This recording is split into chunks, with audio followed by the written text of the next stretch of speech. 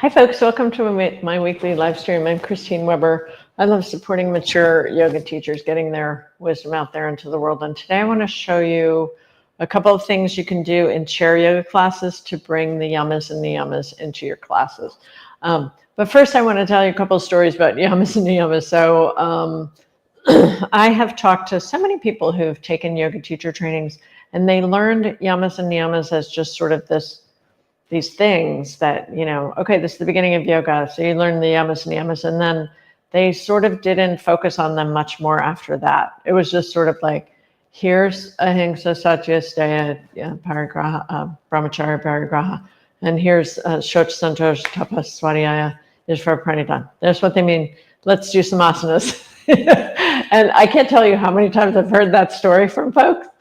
And I think it's a shame, because I think that there are many creative ways we can not only learn yamas and niyamas as yoga teachers, and right now I've been in the middle of 2 months of teaching about the yamas and niyamas every week. So I'm teaching an 8-week series on it in the Subtle Yoga Resilience Society.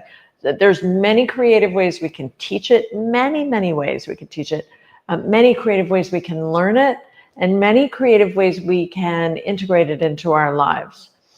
Now, let's talk about the rationale for it. Yoga, as it was taught by Patanjali, is Ashtanga, meaning Ashta Anga, 8 limbs, right?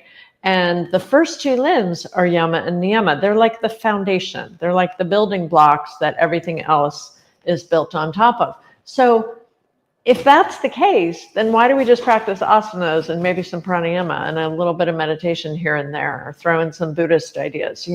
Why aren't we looking at the yamas and niyamas? Why aren't we looking at them as foundational to the rest of the system? And if they're foundational, then why aren't we exploring them and operationalizing them, instead of just like, put a sticky note that says ahimsa on your mirror? Like, okay, and by the way, that's something, but that's not the only way to practice it. Or journal about what non-harming means to you. Okay, that's good, but it's not the only way.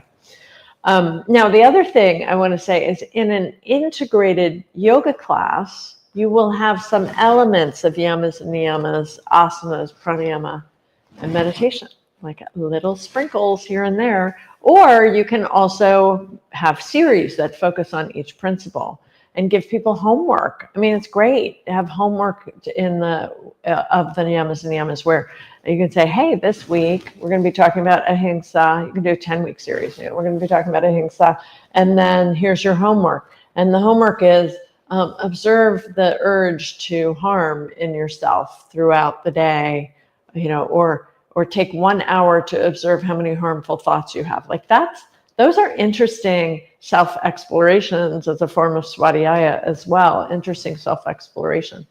Now,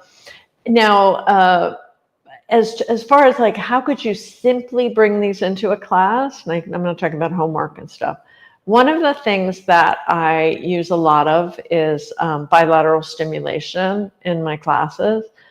So that might look like, and bilateral stimulation is back and forth. So it could be like this, of the eyes. So it's a part of eye yoga. It can also be this, or opposite hand and foot, contralateral, which is even better.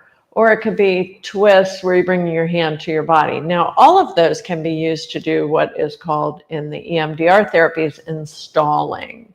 So I learned a lot of this stuff from my yoga therapy training with Vinny Yoga, but the EMDR people talk about it as installing the positive in the system. When the mind has a lot of intense and harmful and negative thoughts, think about some of the negative self-talk that you probably have done to yourself in the past, not now. The negative self-talk we say. Like I catch myself saying, "Oh, I'm such an idiot." Those are old patterns, old samskaras, but they're not good. I don't know. I'm not an idiot, and I don't want to reinforce that idea. And it's not an idea that lives ephemerally out here in the mind. It lives in the body. So what the installing does is it helps us to install the positive in the system. And you can do it with anything, but I do think, you can do it with like grateful, for example, or kind or whatever. But I do think using Sanskrit is really powerful. And that's because the idea behind Sanskrit is that the sign and the signifier are merged. So in other words, the word itself and the meaning of that word are one and the same. And also the yogis understood Sanskrit to vibrate in the energy centers on the central channel, the subtle body energy centers or chakras. So when you use Sanskrit, you are bombarding that chakra with a sound vibration that then begins to manifest. So the idea is that you manifest or you embody ahimsa, for example, and it becomes woven into the physical, psycho-emotional, energetic, and spiritual layers, koshic layers of yourself, right? That's the idea, is we're weaving it into who we are. So, for example, and let's not use ahimsa because everybody knows that. Let's use tapaha, tapas or tapaha, which means this idea of sacrificing some of my comfort, giving up some comfort for discipline, and also for supporting other people so that I can learn to control my mind. So that's one idea. You could do any of them. You could do asteya, non-stealing. You can do a parigraha, non-grasping, shaucha, the clarity and cleanliness of my body and mind. All of them work. I was just trying to think of something really short. So tapaha is a really short one. So, for example, I take my right hand out to the side, take a breath in. And I've already talked about what tapaha means. It means this idea of taking on a little discomfort, sacrificing something for a higher purpose, so that I know myself better, so I have better control over my mind, so I give up some of my comforts for other people, those sorts of ideas. So, donations are tapaha.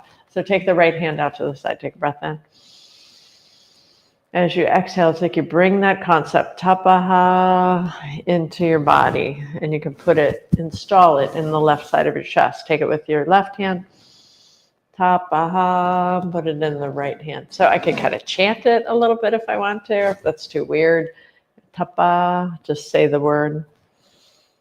Tapaha, there's a little H, or tapas if you want to. It depends on the Sanskrit. Both of those work fine. And then I could do it this way too. Like, let's do this one with shauch. So the idea is I want to clarify and clear my mind, my body, my emotional self. Like, I want to clear that stuff. I want to clean it. Shaucha, shaucha, shaucha. Like that. You get this contralateral stuff. You want to add the bilateral. If you want to add the contralateral, ahimsa on the exhale. Ahimsa, ahimsa. Now you can also kind of make the yamas and niyamas into Vedic chants. And it's not traditional, but it's kind of nice because it gives it this elegance. So you use Om, which means like, may this be blessed. Then the principle, let's say in this case, we'll do asteya. And then namaha. Namaha means my reverence to, my respect for, my love of, my bowing down to, if you like. It means all of those things. So, Om Asteya Namaha, Om Satya Namaha. It's not traditional, so I don't want to create that impression, but it's also not wrong. It's okay to use that framework to honor something as honorable and respectable as the principles of the yamas and niyamas. So like, let's say we're doing satya, right arm, left leg. Om Satya Namaha, left arm, right leg. Om Satya Namaha. A tip is to stick to one principle per class. It can be really overwhelming to try to do all of them, especially when you get to the ones that are big mouthfuls like Brahmacharya. Ishvara Pranidhana is a big mouthful. Ishvara Pranidhana is probably the most important of all of them. It means something like I take surrender, I surrender to, I take shelter. It literally means I take shelter in Ishvara. And Ishvara, oh my gosh, that is such a long conversation, but it essentially means your higher self. So I hope some of these ideas are helpful for bringing into your yoga classes. If you would like to study with me, I teach this stuff and lots more in my membership group, the Subtle Yoga Resilience Society. So you're welcome to reach out to me if you ever want to study with me. Just support@subtleyoga.com, and we're happy to help you figure that out. I would love to have you join us.